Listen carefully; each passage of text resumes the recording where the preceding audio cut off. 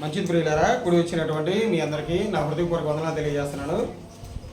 ఈరోజు మన కన్న తండ్రి అయిన దేవుడిని ఆరాధించేటువంటి రోజు కనుక మనందరం కూడా చాలా జాగ్రత్తగా ఈరోజు దేవుడు మనతో ఏం మాట్లాడుతున్నాడో అనే దాని గురించి మనందరం కూడా శ్రద్ధ కలిగి ఉండేలాగా కృపణ దయచేస్తారని దేవుని జ్ఞాపకం చేసుకుంటూ మనందరం కూడా ఈ యొక్క వాక్యం భాగంలోని ప్రవేశిద్దాం.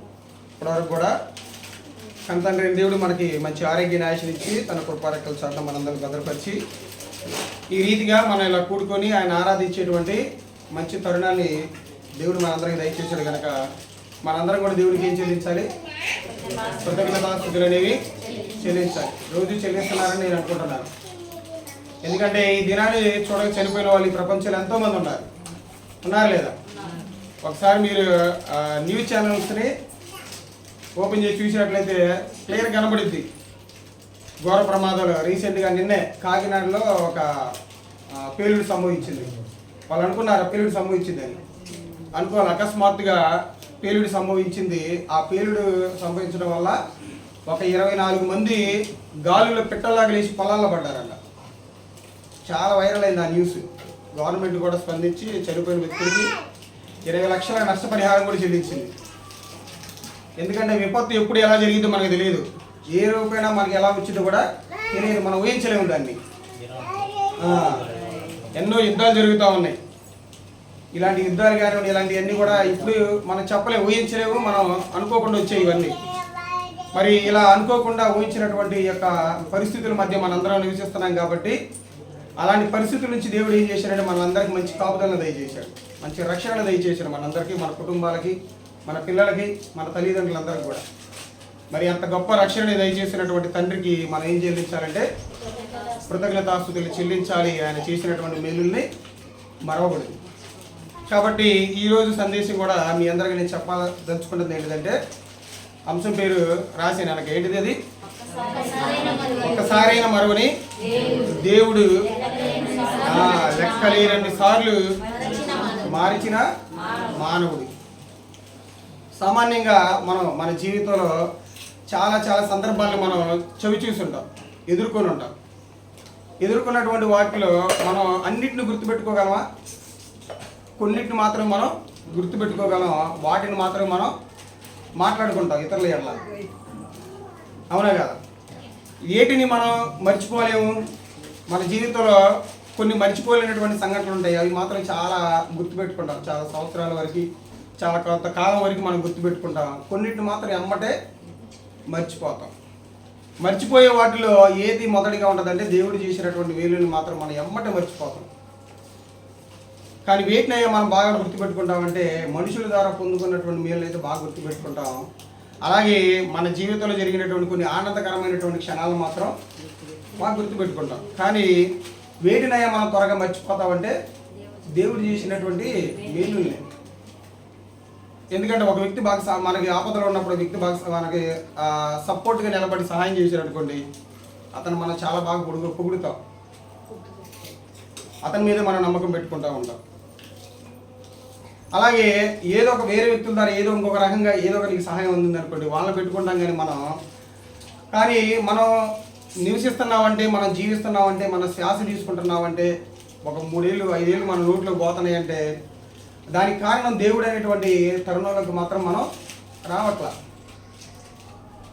కాబట్టి ఇప్పుడున్నటువంటి ప్రస్తుతం ఉన్నటువంటి మనిషి ఏమైపోతున్నాడంటే తాత్కాలికంగా ఉన్నటువంటి వ్యక్తుల యొక్క సహాయాన్ని గుర్తు చేసుకుంటూ ఉంటున్నాడే కానీ ఇప్పటి వరకు కూడా మనకి ఆరోగ్యాన్ని ఆశిస్తున్నటువంటి దేవుడిని మాత్రం ఏం చేసుకుంటూ వస్తున్నాడంటే మర్చిపోతూ వస్తున్నాడు.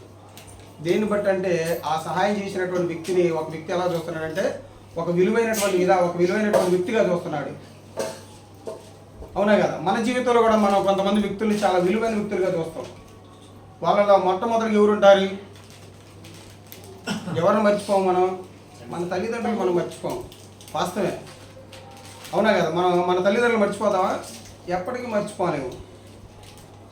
వాళ్ళే మన జీవితం అనుకుంటాం, వాళ్ళే మన ఆశయం అనుకుంటాం, వాళ్ళ మీద మనం ఏం చేస్తూ ఉంటాం అంటే ఆధారపడతా ఉంటాం. అందుకంటే దేవుడు కూడా ఆజ్ఞించాడు, మీ తల్లిదండ్రులు నీవు సన్మానించాలని. కానీ వాళ్ళు చేసినటువంటి మేలుల్ని దేవుడు చేసినటువంటి వాటి మేలులతో పోలిస్తే అసలు సరి సమానం వచ్చిద్దా? రాదు. ఒక సామెత అంటారు, నక్కకి ఆలవకానికి తేడా ఉన్నంత అవకాశం, తేడా ఉన్నంత గ్యాప్ ఉంటుంది. దేవుడు మనుషులు తల్లిదండ్రులు ఏదైనా మన అవసరాలు తీర్చడానికే ఉపయోగపడతారే కానీ మన ఆయుష్ని వాళ్ళు ఇవ్వగలరా? మనకి ఆరోగ్యాన్ని వాళ్ళు ఇవ్వగలరా? మనకి జీవాన్ని వాళ్ళు ఇవ్వగలరా అంటే ఇవ్వలేరు. అతి ప్రాముఖ్యమైనది ఏంటంటే ప్రాణం. ఆ ప్రాణాన్ని నిలబెట్టగల, ఆ శ్వాసను ఇవ్వగల శక్తి ఎవరిలో ఉందంటే దేవుడిలోనే ఉంది. అందుకని దేవుడు ఒక మాట అన్నాడు చూడండి, యెషయా గ్రంథంలో చాలా బాగుంటుంది అన్నమాట. యెషయా గ్రంథం 49వ అధ్యాయం, యెషయా గ్రంథం 49వ అధ్యాయం 14 వచ్చిన 14 చదువుతున్నాం. అయితే సియోను యెహోవా నన్ను విడిచిపెట్టి ఉన్నాడు, ప్రభువు నన్ను మరిచి ఉన్నాడని అక్కడ ఉన్నటువంటి సియోను అంటే యెరూషలేము. యెరూషలేములో నివసిస్తున్నటువంటి ప్రజలు ఏమనుకుంటున్నారంట? దేవుడు నన్ను మర్చిపోయాడు, నన్ను విడిచిపెట్టాడు, నన్ను పట్టించుకోవట్లేదని వాళ్ళు దిగులు చెందుతూ ఉన్నారంట వాళ్ళకు వచ్చినటువంటి సమస్యలను బట్టి. మనం కూడా అనుకోము, మన జీవితంలో వచ్చేటువంటి సమస్యలను బట్టి, ఇబ్బందులను బట్టి, బాధలను బట్టి మనం ఏమనుకుంటాం? దేవుడు నన్ను విడిచిపెట్టాడు, తన చెయ్యి నా మీద ఉంచలేదు, నన్ను మర్చిపోయాడు అనుకుంటాం. అలాగే సేమ్ టు సేమ్ ఇక్కడ ఉన్నటువంటి ఇశ్రాయేల్ ప్రజలు కూడా ఏమనుకుంటున్నారు? దేవుడు మమ్మల్ని విడిచిపెట్టాడు, మా చేయి వదిలిపెట్టాడు, మమ్మల్ని శత్రువులకు అప్పగించాడు, మా పరిస్థితి ఏంటని ఇప్పుడు ఏం చేస్తున్నారంటే దేవునికి ఇలా వాళ్ళ యొక్క బాధని వెల్లడి చేస్తూ ఉన్నారు. కాబట్టి చూద్దాం. కాబట్టి 15వ వచనంలో అలా అనుకుంటున్నటువంటి ఆ యొక్క సియోను అంటే యెరూషలేము ప్రజలకి దేవుడు ఏమాట మాట్లాడుతున్నాడు చూడండి. 15వ వచనంలో స్త్రీ తన గర్భమును పుట్టిన బిడ్డను స్త్రీ తన గర్భమును పుట్టిన బిడ్డను కరుణింపకుండా తన చంటి పిల్లను మరుచునా. ఒక స్త్రీ తన గర్భాన్ని పుట్టినటువంటి బిడ్డను మర్చిపోయిందా? మర్చిపోదు. ఎక్కడైనా మీరు చూడండి, కొన్ని సందర్భాల్లో కొన్ని మీటింగ్స్కి వెళ్ళినటువంటి సహోదరులు కానీ సహోదరులు, మేము అక్కడ మా బ్యాగ్ బాగొట్టుకున్నాం, మా పర్సు బాగొట్టుకున్నాం, ఒకవేళ కొన్ని సందర్భాల్లో మా బంగారాన్ని బాగొట్టుకున్నామని వాటినైనా మర్చిపోయి వస్తారా కానీ అనాలోచనలో. పిల్లలు ఎవరైనా మర్చిపోతారా? ఎవరు కూడా మర్చిపోరు. ఒకవేళ వాళ్ళు మరిచినా కానీ కింద మూడో లైన్లో ఒక మాట ఉంటుంది చూడండి, వారైనా మరుచుదురు కానీ నేను నిన్ను మరువను. తల్లిదండ్రులైనా కానీ నిన్ను మరుస్తారేమో కానీ, లేకపోతే ఒక స్త్రీకి పుట్టినటువంటి పిల్లగాడు ఉన్నాడు కదా, ఆ పిల్లనైనా ఒక తల్లి మర్చిపోతుందేమో కానీ నేను మాత్రం నిన్ను ఎప్పటికి కూడా మర్చిపోను. తల్లిదండ్రులు మర్చిపోతారా? పిల్లల్ని మర్చిపోతారు. మర్చిపోయినటువంటి తల్లిదండ్రులు కూడా ఉన్నారు బైబిల్ గ్రంథంలో, మనందరికీ తెలుసు ఆ సందర్భాలు. ఒక 3 సందర్భాలు మనం ఆలోచన చేద్దాం. తల్లిదండ్రులు కూడా వాళ్ళ పిల్లల్ని మర్చిపోయినటువంటి కొన్ని సందర్భాలు. ఎందుకంటే దేవుడే చెప్పాడు కదా, వాళ్ళైనా కానీ మరుస్తారేమో కానీ నేను మాత్రం మిమ్మల్ని మరువను. అది ఈ మాట వాళ్ళకి అనుకున్నారేమో మీరు. మనకు కూడా ఆయన మనల్ని మరవలేదు కాబట్టి మనం ఇప్పటికీ నివసిస్తూ ఉన్నాం, ఇప్పటికీ జీవం కలిగి ఉన్నాం, మనం ఇప్పటికీ మన పని మనం చేసుకొని కుటుంబంతో సుఖ సంతోషాలు కలిగి ఉన్నాం. ఆయన మర్చిపోతే మన జీవం ఏ పాటిది, మన ఉనికి ఏ పాటిది, మన ఆస్తి ఏ పాటిది, మన హంగు ఏ పాటిది?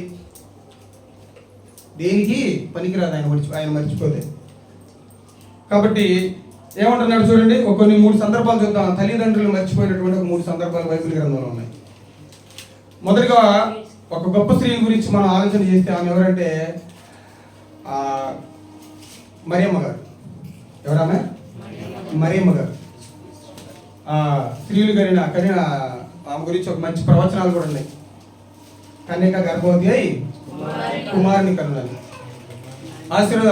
స్త్రీలలో గొప్ప స్త్రీగా ఎవరు కొనియాడారంటే బైబిల్ గ్రంథం మరియమ్మ గారిని. ఈ మరియమ్మ గారు కూడా తన గర్భాన్ని పుట్టినటువంటి యేసుక్రీస్తు వారిని కూడా ఒక సందర్భంలో ఏం చేసింది? మర్చిపోయింది. ఎక్కడ తెలుసుగా మీ అందరికీ? ఎక్కడ మర్చిపోయింది? యెరూషలేము దేవాలయంలో ఏటేటా పస్కా పండుగ దినాన్ని వస్తారు కదా దేవుని ఆరాధించడానికి. అలా ఆరాధించడానికి వస్తున్నటువంటి ఆ తరుణంలో ఏం జరిగింది? ఆ పండగకు వచ్చి వెళ్ళిపోతున్నటువంటి తరుణంలో ఏం జరిగింది? యేసుక్రీస్తు వారిని మర్చిపోతారు. మర్చిపోయి ఆ అడవిలో ఏం చేస్తారంటే వెళ్ళిపోతారు. అప్పుడు ఎన్ని సంవత్సరాలు ఆయనకి? 12 సంవత్సరాలు. ఈ 12 సంవత్సరాల వయసులో ఆ బిడ్డలు ఏం చేస్తారంటే వాళ్ళు అక్కడ విడిచిపోయి వెళ్ళిపోతారు. పండగ వాతావరణం అంటే ఎలా ఉంటుంది మీకు తెలుసు కదా.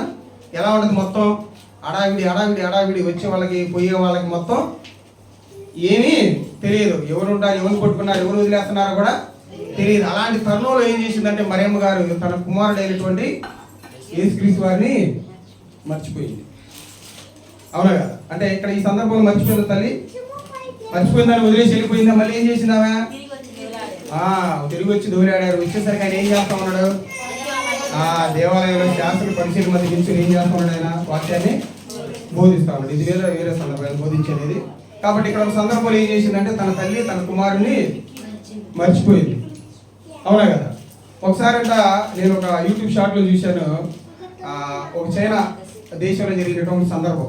ఒక ఆవిడ ఏంటంటే క్రిస్మస్ పండుగ జరుగుతుంది, షాపింగ్ మాల్కి వెళ్ళిందంటే వెళ్ళి బట్టలు మొత్తం కొనుక్కుంది. అడావిడిలో పండగ అంటే ఎందుకు 2-3 రోజులు వస్తుందని ఎలా ఉంది సందర్భాలు ఇంటి దగ్గర అడావిడి కదా. పిండి వంటలని, బట్టలని, రకరకాల విధానాలని, చుట్టాలని, వాళ్ళని వీళ్ళని రకరకాలుగా ఉండదు అడావిడి. ఈ అడావిడిలో ఏం చేసిందంటే ఆమె షాపింగ్ చేసి బయటకు వచ్చిన తర్వాత ఆమెకు ఎదురు ఒక న్యూస్ రిపోర్టర్ వచ్చాడంట. న్యూస్ రిపోర్టర్ వచ్చి అడుగుతున్నాడు, ఏందమ్మా ఈరోజు క్రిస్మస్ కదా, క్రిస్మస్గా ఉన్నటువంటి సందర్భం ఏ సందర్భాలు క్రిస్మస్ చేసుకుని అడిగినప్పుడు ఆమె చెప్పిందంటే ఇలా ఏమని, యేసుక్రీస్తు వారు చనిపోయిన రోజు కాబట్టి క్రిస్మస్ చేసుకుంటారని చెప్పింది. అంటే ఆ అడవిలో ఏమైపోయింది? ఆ పండగ అడవిలో ఏమైపోయింది? ఆమె ఆ సందర్భాన్ని కూడా ఏమైపోయిందంటే మర్చిపోయిందంట. అంటే చూడండి, మీరు కూడా అలాంటి సందర్భాలు కూడా మీరు కూడా అనుభవించే ఉంటారు ఆ అడవిలో, ఆ విధానంలో. అవునా కదా? అలాగే ఒక అమ్మాయికి పెళ్లి జరుగుతుంది. పెళ్లిలో ఎలా ఉంది అడావిడి? బాగా అడావిడి ఉండదు. చుట్టాలని, వాళ్ళని, వీళ్ళని, పెళ్లి వాళ్ళని, మగ పెళ్లి వాళ్ళని, ఆడపెళ్లి వాళ్ళని, అడావిడి ఉండదు కదా. పెళ్లి కూతురు కూడా ఎలా చేస్తారు? రెడీ చాలా అడావిడిగా చేస్తారు. ఈ ఆ అడావిడిలో పడిపోయినటువంటి ఆ పెళ్లి కూతురు కూడా ఏమందంటే తన తండ్రి వచ్చినప్పుడు నాన్న నేను కూడా పెళ్లికి వస్తాను అన్నాను. జరుగుతుంది నీ పెళ్లికి నీ ఎట్ట పోతావు అంటే ఏం జరిగింది? అడావిడిలో ఆమె మర్చిపోయింది. అక్కడ జరిగేటువంటి విషయం మొత్తాన్ని కూడా అడావిడిలో ఏమైపోయిందంటే మర్చిపోయింది.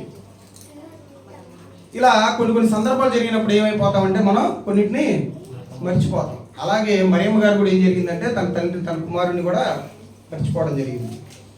అలాగే రెండో సందర్భాన్ని మనం చూసినట్లయితే ఇవన్నీ మనకు తెలుసు కాబట్టి వచనాలు ఇవ్వట్లేదు. అలాగే రెండో సందర్భాన్ని చూస్తే మనం ఇంకోసారి కూడా ఒక తల్లి తన కుమారుని మర్చిపోయింది. మన సొలొమోను గారు రాజ్య పరిపాలన చేస్తున్నటువంటి సమయంలో మీ అందరూ గుర్తుంచి ఉండదు, ఇద్దరు వేశ్యలు ఉంటారు. ఇద్దరు వేశ్యలు, వాళ్ళు వేశ్యలైనా కానీ వాళ్ళిద్దరికి గర్భం దాల్స్తారు. వాళ్ళిద్దరు కూడా పిల్లలు కన్నారు. పిల్లలు కన్నప్పుడు వాళ్ళిద్దరు పక్కన వేసుకుని వాళ్ళిద్దరు నిద్రిస్తున్నప్పుడు ఏం జరిగిందంటే ఒక పిల్లగాడు తల్లి చూసుకోకుండా నిద్ర మొదలు ఏం చేసిందంటే మర్చిపోయి బిడ్డ పక్కన ఉన్నాడు అనుకుని ఏం చేసిందంటే పైన పట్టడం వల్ల ఆ బిడ్డ అయిపోతాడు, పొద్దుకల్లా చనిపోయి ఉంటాడు పాపం. కాబట్టి దేవుడు అంటే ఆ తల్లి ఏం చేసిందంటే ఆ నిద్ర మత్తులో తన కుమారుని కూడా మర్చిపోయి అక్కడ పక్కన అతను ఉన్నాడో లేదని కూడా గ్రహించుకోకుండా ఏం చేసిందంటే ఆ బిడ్డ మీద పట్టడం వల్ల ఏమైపోయింది? ఆ బిడ్డ కూడా చనిపోయింది. ఇది రెండో సందర్భం. తర్వాత ఇంకొక మూడో సందర్భం కూడా ఉంది. తల్లి కానివ్వండి, తండ్రి కానివ్వండి, తమ బిడ్డలను మర్చిపోయేటువంటి తరుణం. మూడో తరుణం ఏంటిదంటే ఇది కూడా సొలొమోను గారు రాసింది కూడా రెఫరెన్స్ అవసరం లేదు, మీరు అందరూ మనకు చాలాసార్లు మనకు తెలిసింది. అలాగే మూడో సందర్భం ఏంటిదంటే ఒక తల్లి తన కుమారుడు ఎప్పుడు మర్చిపోయిందా అంటే ఎప్పుడు మర్చిపోయింది? ఆ కుమారుడు చనిపోయినప్పుడు మర్చిపోయింది. అవునా కదా? కుమారుడు చనిపోయిన తర్వాత మర్చిపోయిందే లేదా?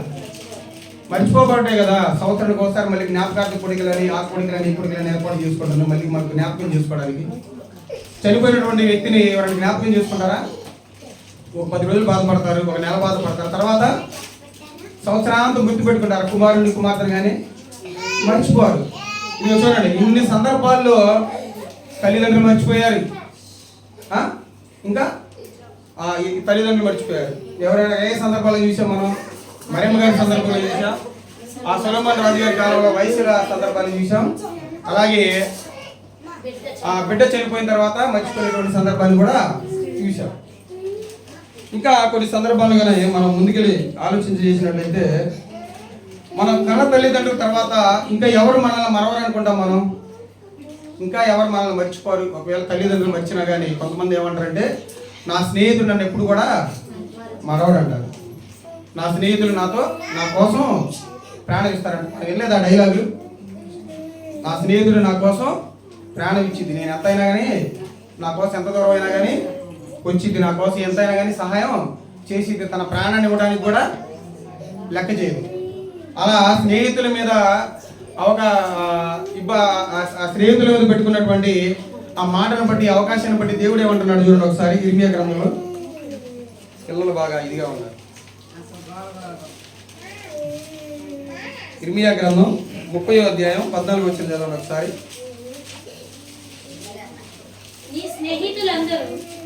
ఇర్మియా గ్రంథం 30వ అధ్యాయం 14 వచ్చిన. నీ స్నేహితులందరూ నిన్ను మరచి ఉన్నారు, వారు నిన్ను గూర్చి. ఇక్కడ దేవుడు ఏమని సెలవిస్తున్నాడు? ఎవరైతే స్నేహితులు నన్ను మరవరు, నన్ను విడువరు అనుకుంటున్నారో వాళ్ళ మీద ఆశలు పెట్టుకున్నటువంటి వ్యక్తుల పట్ల దేవుడు ఏమని మాట్లాడుతున్నాడు ఇక్కడ? నీ స్నేహితులైనా కానీ నీ స్నేహితుడు ఏం చేస్తారు? నిన్ను మర్చిపోతారు. వాళ్ళ మీద నువ్వు ఆశలు పెట్టుకోమాకు. అవునా కదా? ఇప్పుడు మన సమాజంలో ఉన్నటువంటి స్నేహాన్ని చూడండి. అవసరం వచ్చినంత వరకు స్నేహం, అవసరం తిరిగిపోయిన తర్వాత వాడెవరు నేనెవరు అనేటువంటి విధంగా ఉంది సమాజం అనేది. కాబట్టి దేవుడు ఏమంటున్నాడంటే నీ స్నేహితులు కూడా నిన్ను మర్చిపోతారు. తల్లిదండ్రులు మర్చిపోతారు, స్నేహితులు కూడా మర్చిపోతారు.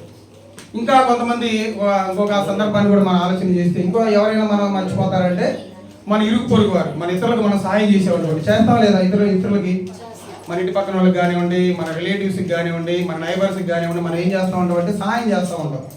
సహాయం చేసినప్పుడు మనం ఏమనుకుంటామంటే వీళ్ళు నన్ను మర్చిపోరు అని. ఆ సహాయం చేసినటువంటి వ్యక్తి పట్ల మనం ఏమనుకుంటామంటే ఏదో కాశ కలిగి ఉంటాం, మంచి అభిప్రాయం కలిగి ఉంటాం. కానీ ఇతరులు కూడా మనల్ని మర్చిపోయేటువంటి అవకాశం ఉంటుంది.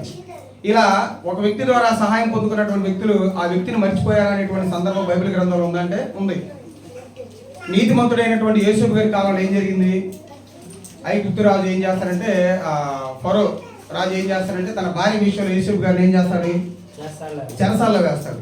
చెరసాల్లో వేసినప్పుడు ఆయనతో పాటు ఒక ఇద్దరు వ్యక్తులు వస్తారు ఆ చెరసాల్లోకి.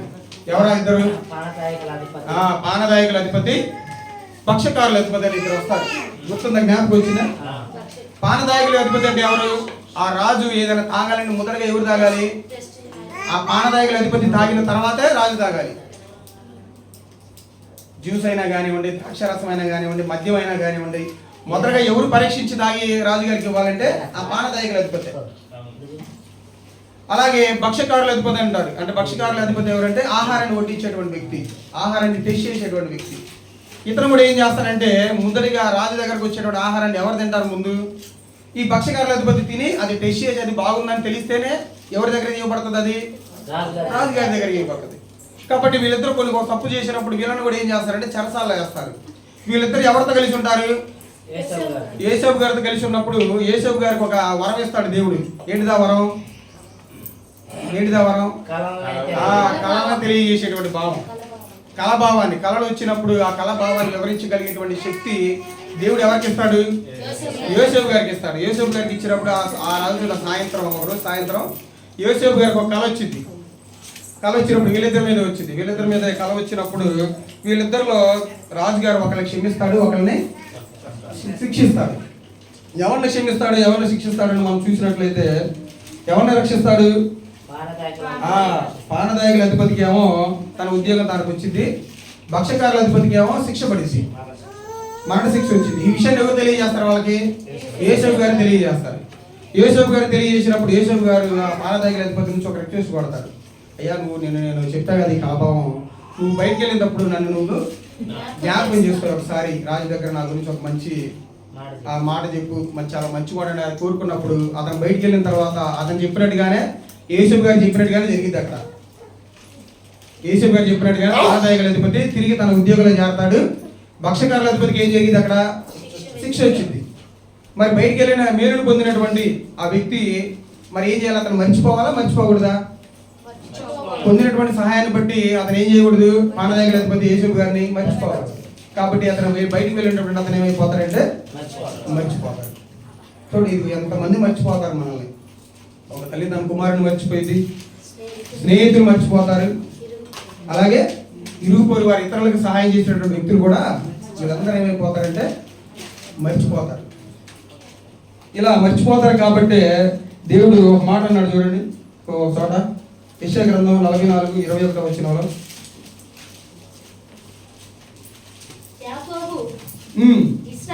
ఇశ్రాయేలు వీటిని జ్ఞాపకం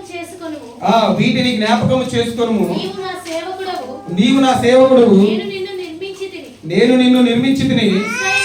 ఇశ్రాయేలు నీవు నాకు సేవకుడవై ఉన్నావు, నేను నిన్ను మరచిపోజాలను.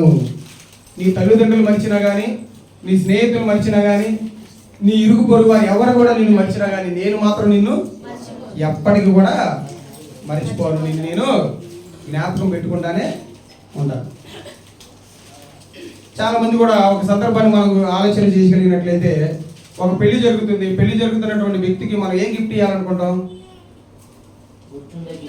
గుర్తుండే గిఫ్ట్ ఇవ్వాలి. మనల్ని ఎప్పుడు అది చూసినప్పుడల్లా మనం గుర్తుకు రావాలనుకుని మనం ఒక గిఫ్ట్ ఇస్తాం వాళ్ళకి. ఏంటిది ఆ గిఫ్ట్? ఒక వాచ్ అనుకోండి. ఏం చేస్తామంటే ఆ వాచ్ పెట్టుకున్నటువంటి వ్యక్తి టైం చూసుకున్నప్పుడల్లా ఎవరు గుర్తుకు వస్తారనుకుంటాం?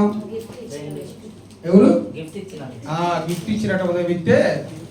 మరి ఆ గిఫ్ట్ ఇచ్చినటువంటి వ్యక్తే అన్నిసార్లు నీకు గుర్తుకు వస్తుంటే, మరి జీవాన్ని ఇస్తున్నటువంటి వ్యక్తి ఆ దేవుడు నీకు ఎన్నిసార్లు గుర్తుకు రావాలి? ఆయన చేతులు పెట్టుకున్నాను అన్నాడు, కానీ ఆ దేవుడు మనల్ని దేంట్లో చెప్పుకున్నాడో తెలుసా? తన అరచేతిలో చెప్పుకున్నాడు. ఈ అరచేతుకున్నటువంటి భావం మనకి చాలా మందికి తెలియకపోవచ్చు.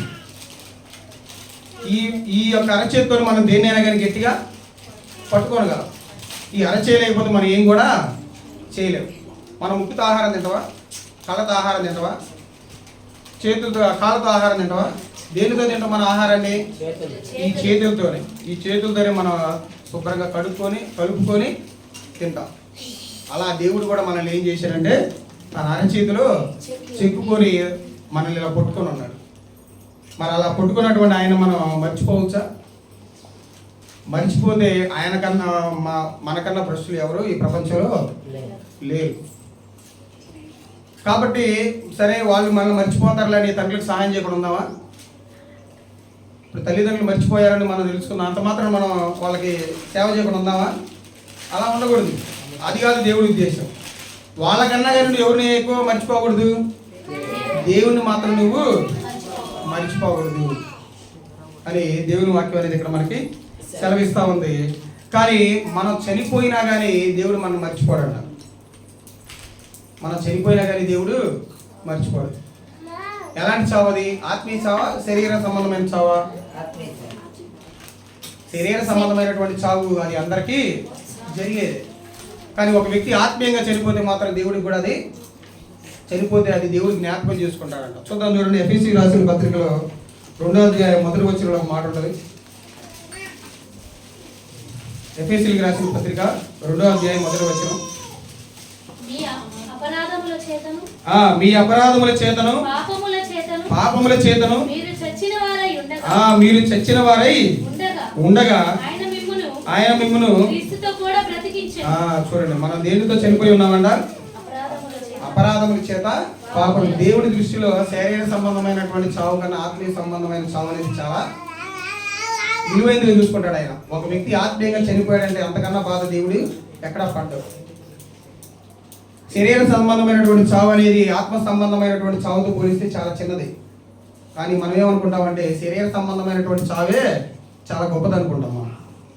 కానీ ఆత్మ సంబంధమైనటువంటి చావు అనేది చాలా దేవుని దృష్టిలో చాలా విలువైనది. అలా చనిపోతే ఆయన చాలా బాధపడతాడంట. అలా చనిపోయినటువంటి స్థితిలో కూడా దేవుడు ఏం చేస్తాడంట? మనల్ని జ్ఞాపకం చేసుకుంటాడంట. అలా జ్ఞాపకం చేసుకుని అలా ఆత్మీయ స్థితిలో పడిపోయినటువంటి వ్యక్తులని రక్షించుకోవడానికి దేవుడు ఏం చేశాడు? తన కుమారుడైనటువంటి యేసుక్రీస్తు వారిని భూలోకానికి పంపించాడు. అపరాధముల చేత పాపముల చేత చచ్చిన వారండి. ఇలా చనిపోయిన వ్యక్తులు ఎవరైనా జ్ఞాపకం చేసుకుంటారా? ఎవరు జ్ఞాపకం చేస్తారు? ఒక దేవుడు మాత్రమే జ్ఞాపకం చేసుకుని ఆత్మీయ చావు నుండి మనల్ని రక్షించగలిగేటువంటి సామర్థ్యం ఎవరికైనా ఉందంటే దేవుడికి మాత్రమే ఉంది. కాబట్టి చూడండి, ఒకసారి మేము మనం జ్ఞాపకం చేసుకున్నాం. ఎంతమంది మనం ఆత్మీయంగా చనిపోయి ఉన్నాం, ఇంకా పాపములతో చనిపోయి ఉన్నాం, ఇంకా ఆత్మీయంగా.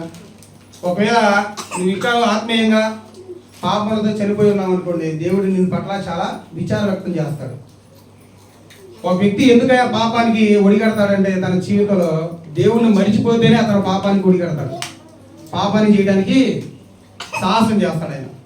దేవుణ్ణి మరవనటువంటి వ్యక్తి తన జీవితంలో ఎప్పటికి కూడా పాపాన్ని చేయడు. ఆ పాపపు ఆలోచన అనేది తనకి రాదు. ఏ వ్యక్తి అయినా పాపం చేస్తేనే దేవుణ్ణి మర్చిపోయేది. కాబట్టి జ్ఞాపకం ఉంచుకుని మరి మనం ఎన్నిసార్లు జ్ఞాపకం చేసుకున్నాం, ఎన్నిసార్లు మనం దేవుణ్ణి మరవకుండా జీవిస్తా ఉన్నాం.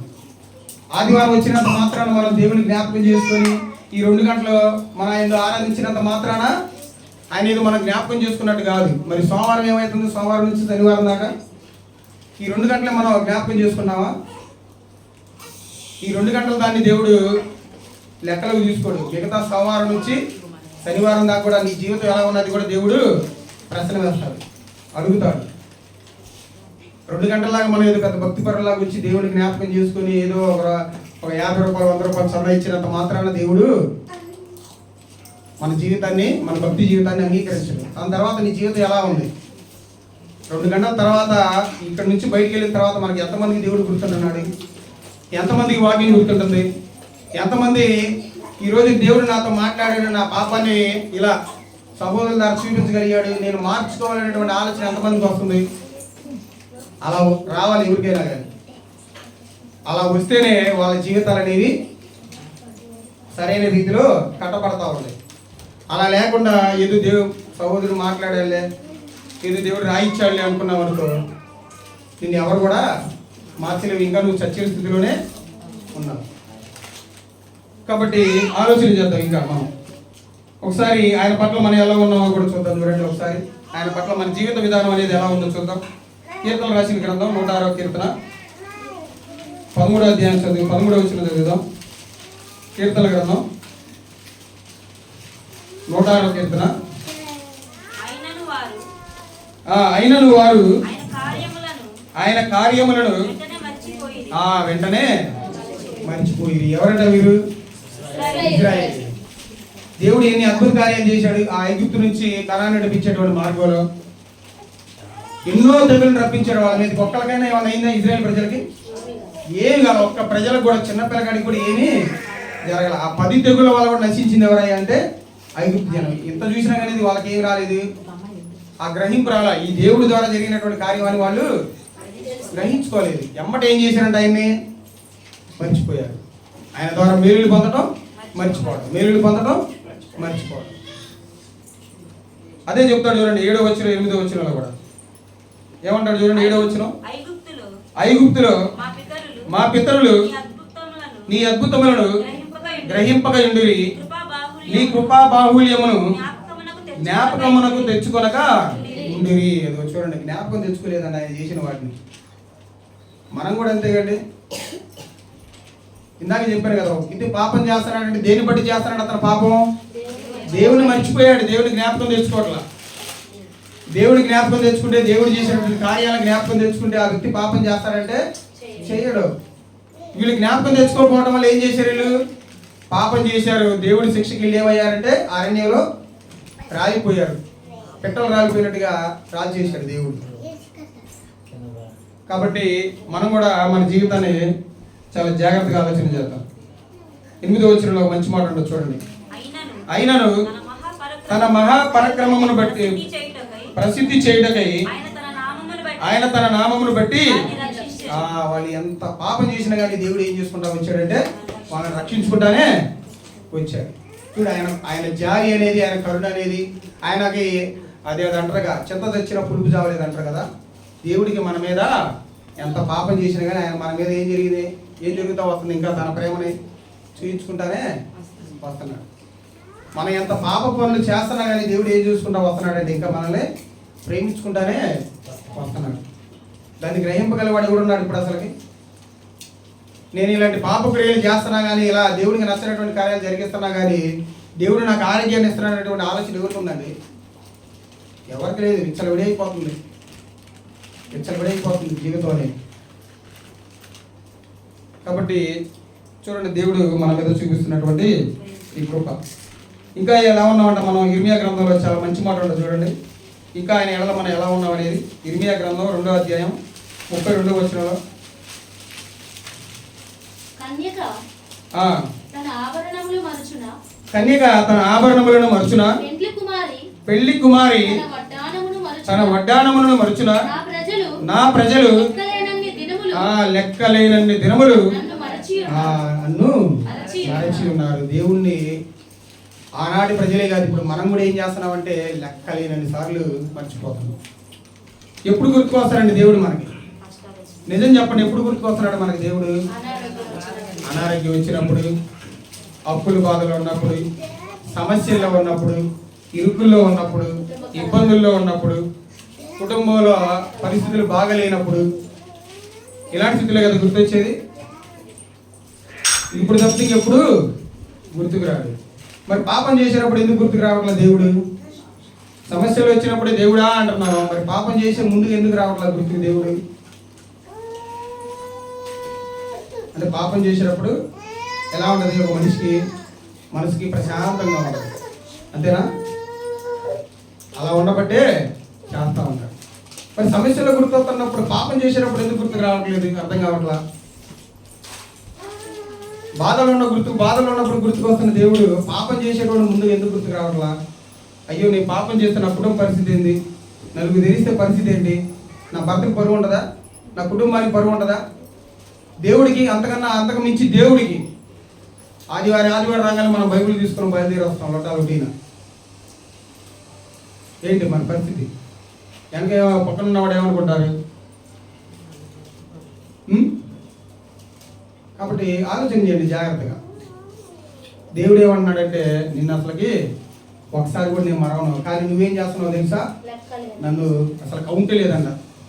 ఒకసారి జ్ఞాపకం చేసుకోండి. ఈ పోయిన ఆదివారం నుంచి ఈ ఆదివారం దాకా దేవుడు నేను ఎన్నిసార్లు జ్ఞాపకం చేసుకున్నాడు? 10 సార్లు జ్ఞాపకం చేసుకున్నాను చేతులు అతను. నేను దేవుణ్ణి పోయిన వారం నుంచి ఈ వారం దాకా 10 సార్లు జ్ఞాపకం చేసుకున్నాను అన్నవాళ్ళు చేతులు సరిగ్గా లేవట. అలా జ్ఞాపకం చేసుకున్న వాళ్ళు ధన్యులే. 10 సార్లు కాదు, రోజుకి మనకు సమయం దొరికినప్పుడల్లా మన ఆలోచనలో ఎవరి చుట్టూ తిరుగుతూ ఉండాలంటే దేవుడు వాక్యం చుట్టే తిరుగుతూ ఉండాలి. నాకు తెలిసి నేను 20 అన్న, ఐదు బాబు అని వీళ్ళందరూ కదా వాక్యం పంచుకునేది. వారం వచ్చినప్పుడు ఏం చేస్తూ ఉంటాను? నేను చెప్పబోతున్నటువంటి వచనాల మీదే సమయం దొరికినప్పుడు నేను ఏం చేస్తూ ఉంటాను? షాపులో కూడా కూర్చొని వాక్యం ధ్యానిస్తూ ఉంటాను, నేర్చుకుంటూ ఉంటాను. అన్నయ్య కూడా కొట్టుకోవడం ఉన్నప్పుడు ధ్యానించవచ్చు, అన్నయ్య కూడా పనికాడ ఖాళీ ఉన్నప్పుడు ధ్యానించవచ్చు. మీరు కూడా ఏం చేయాలంటే మీకు కూడా సమయం దొరికినప్పుడల్లా ఎవరో ఒకటి వాక్యాన్ని పెట్టుకొని వింటూనే ఉండాలి. అలా ఎంతసేపు అయితే మనం వాక్యంలో ఉంటామో అంతసేపు దేవుడికి దగ్గరగా ఉంటాము. ఎప్పుడైతే దేవుని మరిచి మనం ఉంటామో అప్పుడే సాతాను నీలోకి ప్రవేశించింది. నీలో పాపపు కోరికలు అనేవి రేకెత్తించింది, నిన్ను పాపం చేయడానికి ప్రేరేపించింది.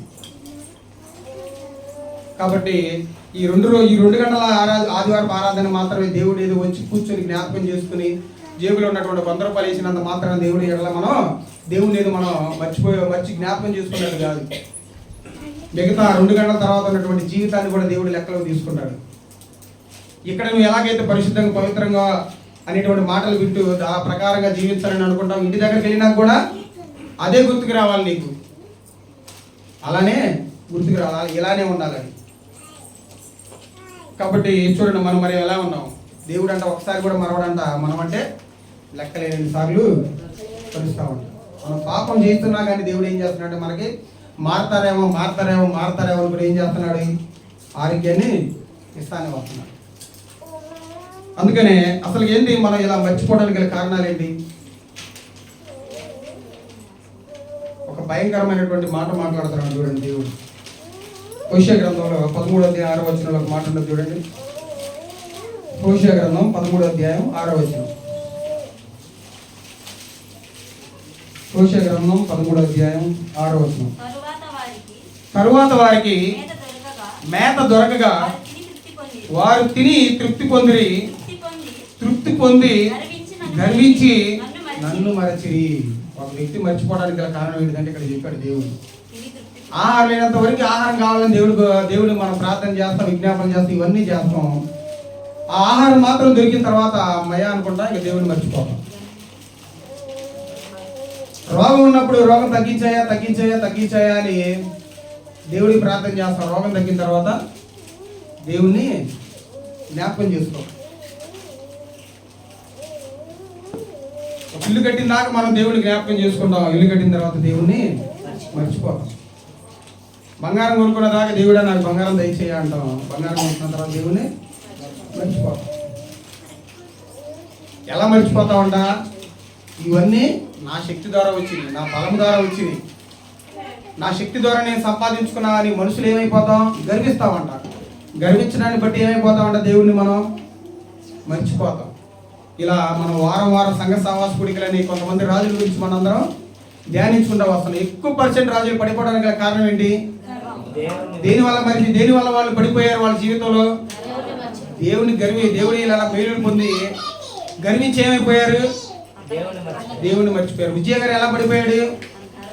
విజయ గారి యొక్క జీవితం ఎలా ఉంది? మొదటి కాడి నుంచి బ్రహ్మాండంగా బేసిక్గా ఉంది. చివరికి వచ్చేసరికి ఆ సంపదని అభివృద్ధిని చూసి ఏమనుకున్నాడు? ఇదంతా నా వల్ల జరిగింది, నా యొక్క శక్తిని బట్టి, నా ఆలోచన బట్టి, నా జ్ఞానాన్ని బట్టి జరుగుని మనుషులు ఏమైపోయాడు? గర్వించి దేవుడి చేతంటే పని చేసి దేవుని ఏం చేశాడు? అక్కడ మర్చిపోయాడు. దేవుడి ఆజ్ఞ లేదు, ఏమి లేదు. ఇంత చేసి ఇంత సంపద దయచేసినటువంటి దేవుడు ఈ ధూపాన్ని చేయడానికి నాకు అవకాశం ఇవ్వడా అనుకునే ఏం చేశాడు? తన పతనానికి తానే కారణం అయిపోయాడు. దేవుని మరిచి పాపంలోకి పడిపోయాడు. కాబట్టి ఒక వ్యక్తి పాపం చేయడానికి గల కారణం ఏంటంటే, ఒక వ్యక్తి దేవుని మర్చిపోవడానికి గల కారణం ఏంటంటే, ఏం చేస్తాడంటే మనిషిలోకి గర్వం వచ్చిన తర్వాత నాశనానికి ముందు ఏమైపోయింది? గర్వం నడుచును. భూమి మీద కూడా మనం నడిచేటప్పుడు పెద్ద వస్తాదులాగా, నాకంటే పెద్ద స్పీకర్ లేడన్నట్టుగా, నాకంటే పెద్ద తెలియగలవాడు లేనట్టుగా నడవకూడదు. భూమి మీద కూడా మనం ఎంత తగ్గించుకుంటూ నడిస్తే అంత హెచ్చింపబడతాం. కాబట్టి చూడండి, ఇక్కడ దేవుడి వాక్యం ఏమని సెలవిస్తాము. అలాగే 8వ అధ్యాయం 14 వచ్చిన కూడా ఒక మాట ఉన్నది. భవిష్య గ్రంథమే 8వ అధ్యాయం 14 వచ్చిన 8వ అధ్యాయం 14 వచ్చిన ఇజ్రాయేలు వారు తమకే నగరాలను కట్టించుకొని తమ సృష్టికర్తను మర్చి ఉన్నారు.